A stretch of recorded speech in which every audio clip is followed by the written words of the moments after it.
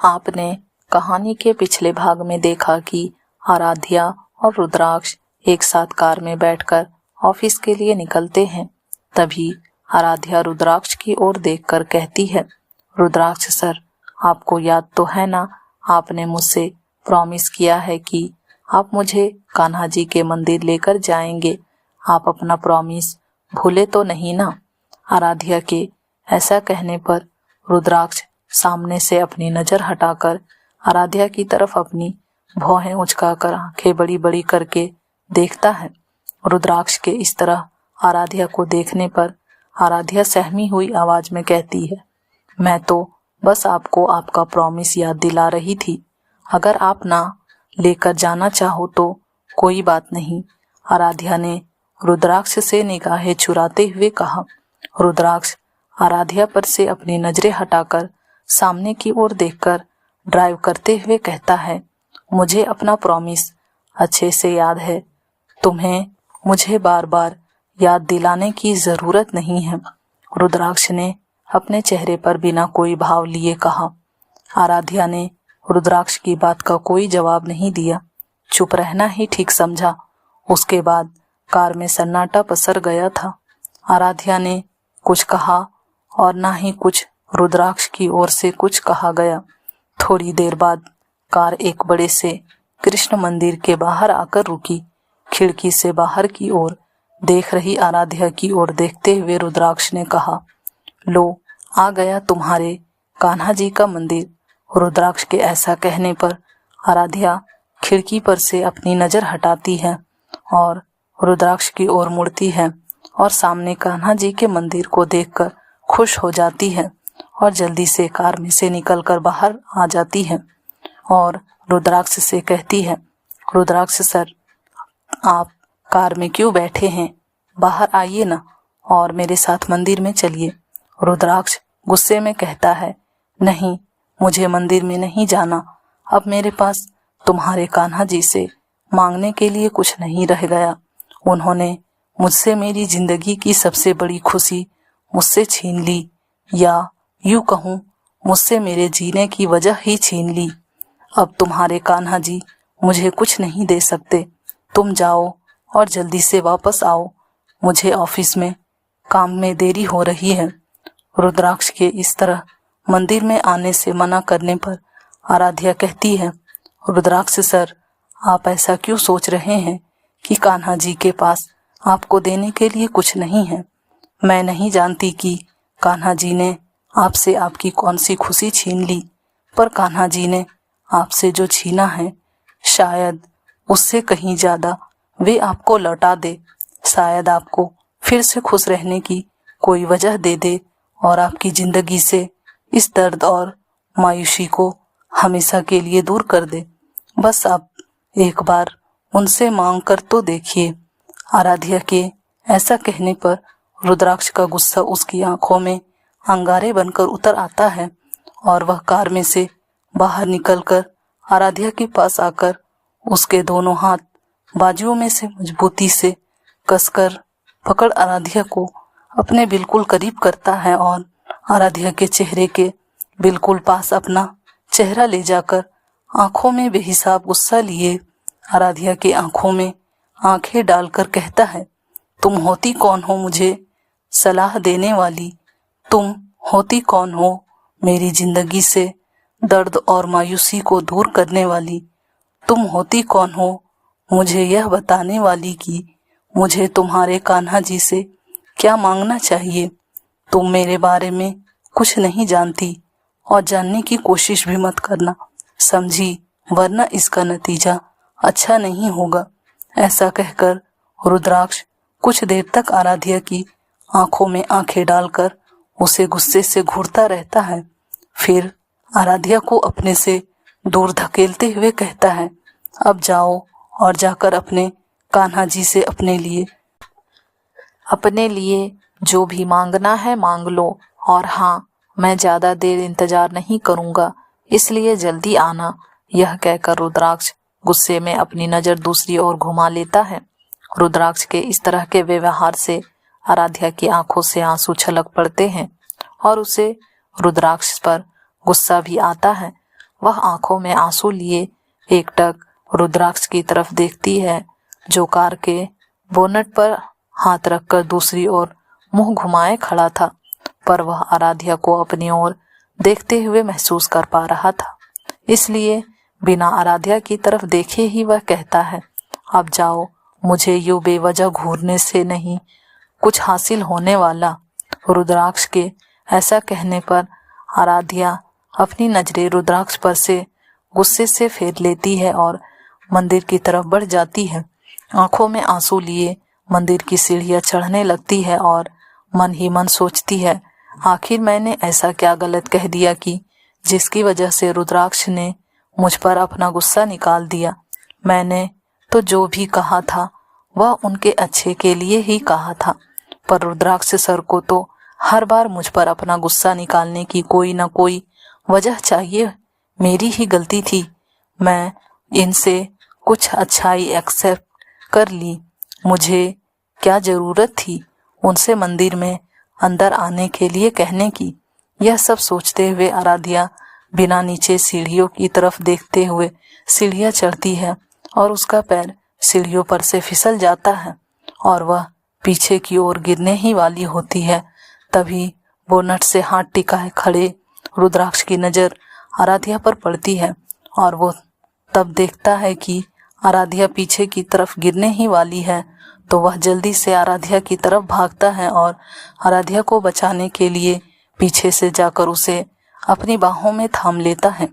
रुद्राक्ष आराध्या को अपनी बाहों में थाम लेता है और आराध्या रुद्राक्ष के बाहों में झूल जाती है। रुद्राक्ष का एक हाथ आराध्या की कमर पर होता है और आराध्या के दोनों हाथ हवा में झूल रहे होते हैं और गिरने के डर से दोनों आंखें कसकर बंद की हुई होती है।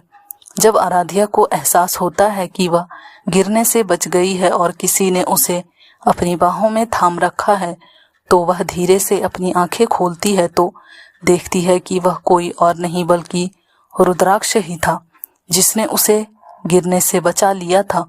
और वह आराध्या के डर से सहमे चेहरे की ओर अपनी तपिश भरी नजरों से देख रहा था।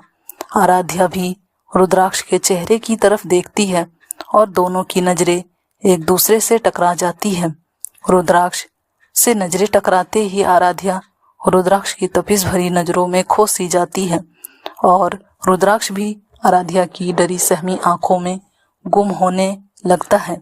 कुछ देर पश्चात आराध्या अपनी नजरें रुद्राक्ष पर से हटाती है तो रुद्राक्ष भी झेप जाता है और तुरंत आराध्या पर से अपनी नजरें हटा लेता है।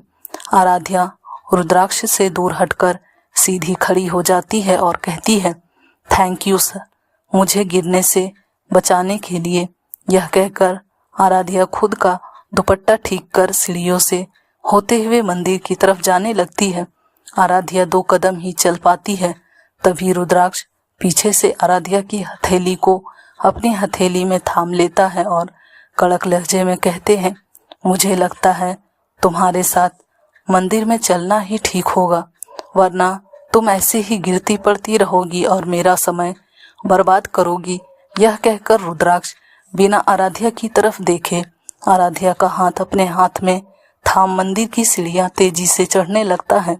आराध्या रुद्राक्ष का हाथ थामे सीढ़ियां चढ़ते हुए रुद्राक्ष की तरफ देखकर मुस्कुराने लगती है। रुद्राक्ष और आराध्या मंदिर में पहुंचते हैं और आराध्या राधा कृष्ण की मूर्ति के आगे हाथ जोड़कर खड़ी होती है और आंखें बंद कर मन ही मन कान्हा जी से कहती है, Kanha ji please single event company में मेरी जॉब परमानेंट करवा दीजिए, ताकि मैं फाइनेंशियल रूप से सिक्योर हो जाऊं और जल्दी से मैं अपने माँ पापा और छोटे भाई आरव को अपने पास मुंबई बुला सकूं, ताकि मुझे उनसे दूर नहीं रहना पड़े। और हाँ, एक बात और, ये जो मेरे पीछे मुंह फुलाकर आंखों में गुस्सा लिए जो आदमी खड़ा है ना, इसका नाम रुद्राक्ष है। मैं नहीं जानती कि इन्हें क्या परेशानी है, इनके आंखों में इतना दर्द और अकेलापन क्यों है, और इन्होंने अपनी जिंदगी में ऐसा क्या खो दिया जिसकी वजह से इन्हें इतना कठोर बना दिया है। जिससे खुद को तकलीफ पहुंचाते रहते हैं, जिससे इनके परिवार को भी तकलीफ पहुंचती है, जो इनसे बहुत प्यार करता है। पर हो सके तो प्लीज इनके इस दर्द को, तकलीफ को दूर कर दीजिएगा, ताकि इनको खुश देखकर इनका परिवार भी खुश रहे और उन्हें कोई तकलीफ ना हो। यह कहकर आराध्या कान्हा जी की मूर्ति के सामने झुककर प्रणाम कर जाने के लिए मुड़ती है। तभी पंडित जी कहते हैं, अरे बिटिया, प्रसाद तो लेती जाओ। आराध्या कहती है, जी पंडित जी। यह कहकर आराध्या पंडित जी के पास जाकर प्रसाद लेती है तो पंडित जी भी दूर खड़े रुद्राक्ष की ओर देखकर कहते हैं, अरे बिटिया, तुम्हारे पति इतने दूर क्यों खड़े हैं? उनसे भी कहो आकर प्रसाद ले ले। पंडित जी की यह बात सुनकर रुद्राक्ष और आराध्या एक दूसरे की ओर देखने लगते हैं। रुद्राक्ष की आंखों में आराध्या को गुस्सा साफ नजर आ रहा था। रुद्राक्ष का गुस्सा पंडित जी पर फूटे इससे पहले ही आराध्या बात को संभालते हुए पंडित जी से कहती है, नहीं नहीं पंडित जी, आप गलत समझ रहे हैं, यह मेरे पति नहीं है। आराध्या आगे कुछ बोलती उससे पहले ही पंडित जी कहते हैं, अच्छा पति नहीं है मतलब मंगलतर है। कोई बात नहीं बिटिया, रिश्ता पूरी तरह नहीं जुड़ा तो क्या हुआ, जुड़ जाएगा। मैं कान्हा जी से प्रार्थना करूंगा कि तुम दोनों की जोड़ी हमेशा यूं ही बनाए रखे। पंडित जी ने आराध्या को आशीर्वाद देते हुए कहा। पंडित जी की बात सुनकर अब रुद्राक्ष का गुस्सा चरम सीमा पर पहुंच चुका था। उसने गुस्से में पंडित जी से कहा, आप यहाँ पर पूजा पाठ करने बैठे हैं या फिर लोगों की जोड़ियां बनाने, जो उन्हें बेफजूल का आशीर्वाद बांटते फिर रहे हैं? जब हमने आपसे कहा कि हम दोनों के बीच कोई रिश्ता नहीं है, तो फिर क्यों बेमतलब का रिश्ता जोड़ रहे हैं? गुस्से में यह पंडित जी से कहकर रुद्राक्ष मंदिर से जाने लगा और 3-4 कदम चलकर फिर वापस पीछे मुड़कर आराध्या की तरफ देखकर गुस्से से कहा, तुम्हारे चलने का इरादा है या नहीं, या फिर यहीं पर पंडित जी से आशीर्वाद लेती रहोगी? रुद्राक्ष के ऐसा कहने पर आराध्या ने हड़बड़ाते हुए कहा, जी जी कहकर जल्दी से पंडित जी को हाथ जोड़कर प्रणाम कर रुद्राक्ष आगे कुछ कहता उससे पहले ही जल्दी जल्दी मंदिर की सीढ़ियां उतर रुद्राक्ष से पहले ही नीचे पहुंच गई और कार का दरवाजा खोल उसमें बैठ गई। रुद्राक्ष भी आकर ड्राइविंग सीट पर बैठ गया और एक नज़र गुस्से से आराध्या की तरफ देखकर बिना कुछ कहे कार ड्राइव करने लगा और कार ड्राइव कर कुछ ही देर में एक बड़ी सी 5 स्टार होटल के सामने आकर कार रोक दी, जहां वह मिनिस्टर जगत चौहान की बेटी की शादी के लिए मैरिज हॉल का अरेंजमेंट करने आए थे। रुद्राक्ष कार में से उतरकर अंदर होटल के गेट की तरफ गया और आराध्या भी उसके पीछे पीछे होटल के अंदर पहुंच गई। होटल के अंदर पहुंचकर रुद्राक्ष होटल के मैनेजर से मिला और होटल का मैनेजर रुद्राक्ष और आराध्या को लिफ्ट से होते हुए ऊपर ले गया, जहां पर मैरिज हॉल था, और वहां का सारा अरेंजमेंट बताया और सभी जानकारी बातचीत करने के बाद रुद्राक्ष ने फंक्शन के लिए मैरिज हॉल बुक करने की बात मैनेजर से फाइनल कर ली। कुछ देर तक काम के सिलसिले में बात करने के बाद रुद्राक्ष वहां से जाने लगा तो मैनेजर ने रुद्राक्ष से कहा, सर आप यहाँ आए हैं तो हमारे होटल की आपकी फेवरेट कॉफ़ी तो ज़रूर पीकर जाइएगा। यह कहकर होटल मैनेजर ने अपने एक स्टाफ को अपने पास बुलाकर कहा, सुनो मिस्टर सिंघल और इन मैडम को 2 स्पेशल कॉफ़ी लेकर आओ। रुद्राक्ष ने कहा, नहीं कोई ज़रूरत नहीं है कॉफ़ी की, मुझे ऑफिस पहुंचने में देरी हो रही है, मुझे अभी निकलना होगा। फिर कभी रुद्राक्ष के ऐसा कहने पर मैनेजर ने कहा, ऐसे कैसे सर, आप बिना कॉफ़ी पिए कैसे जा सकते हैं? आपको याद नहीं, हमारे यहाँ की कॉफ़ी तो आपकी और महिका मैडम की फेवरेट हुआ करती थी। आप और महिका मैडम अक्सर हमारे यहाँ कॉफ़ी पीने आया करते थे। मैनेजर के ऐसा कहने पर रुद्राक्ष एक टूक जवाब देते हुए कहता है, हुआ करती थी, अब नहीं है। इंसान की पसंद समय के साथ साथ बदल जाती है। कुछ चीजें कुछ खास इंसान के साथ ही अच्छी लगती है। जब वह नहीं रह जाता तो वह आदत भी पसंद नहीं रहती। ठीक है, फिर मैं चलता हूँ। यह कहकर रुद्राक्ष ने मैनेजर से हाथ मिलाया और वहां से निकल गया और उसके पीछे पीछे आराध्या भी वहां से निकल गई। पर आराध्या के जहन में रह रहकर यह ख्याल आ रहा था कि आखिर वह होटल मैनेजर किसकी बात कर रहा था। आखिर मिहिका कौन है? इसका रुद्राक्ष सर के साथ इतना खास संबंध था। रुद्राक्ष और आराध्या वहां से निकल लिफ्ट की ओर बढ़ जाते हैं। लिफ्ट में पहुंचकर जैसे ही लिफ्ट एक फ्लोर नीचे पहुंचती है, लिफ्ट एक झटके के साथ बंद पड़ जाती है और लिफ्ट में लाइट चली जाती है और अंधेरा छा जाता है। एकदम से लिफ्ट बंद पड़ने और अंधेरा हो जाने से आराध्या बिना कुछ सोचे डर के मारे उससे कुछ ही दूरी पर खड़े रुद्राक्ष के सीने से लिपट जाती है और रुद्राक्ष के सीने से लग उसके सूट के अंदर से शर्ट को पीछे से कसकर पकड़ लेती है और अपनी आंखों को डर के मारे भींच लेती है। रुद्राक्ष कुछ समझ नहीं पाता और आराध्या को रोकने के लिए उठे उसके हाथ हवा में ही ठहर जाते हैं, उसके कंधे को नहीं थाम पाते।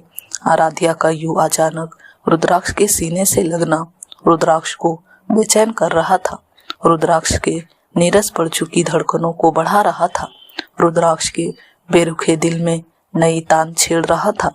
जिस रुद्राक्ष को मिहिका के जाने के बाद किसी लड़की ने उसे रिझाने या उसके करीब आने से कोई फर्क नहीं पड़ता था, आज डर के मारे सहम कर उसके सीने से लिपटी आराध्या की करीबी का यह लम्हा उसे एक अलग ही एहसास दे रहा था, जिससे इस लम्हे में रुद्राक्ष का गुस्सा बेरुखी पल भर के लिए उसका साथ छोड़ गई थी और रुद्राक्ष के माथे से पसीने की बूंद टपक गई। रुद्राक्ष ने नीचे की ओर लटके अपने दोनों हाथों की मुट्ठी कसकर भींच ली। इन सभी बातों से अनजान आराध्या अब भी डर के मारे रुद्राक्ष के सीने से लिपटी आंखें कसकर बंद किए हुए थी।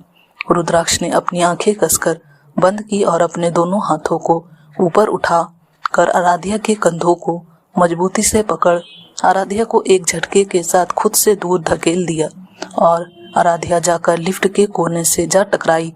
रुद्राक्ष ने एक पल के लिए आराध्या को गुस्से से घूरा और फिर अपने जेब में से फोन निकालकर मैनेजर को फोन लगाकर लिफ्ट के बंद पड़ने के लिए जोरदार फटकार लगाई और उन्हें लिफ्ट से बाहर निकालने के लिए कहा और फोन काट दिया।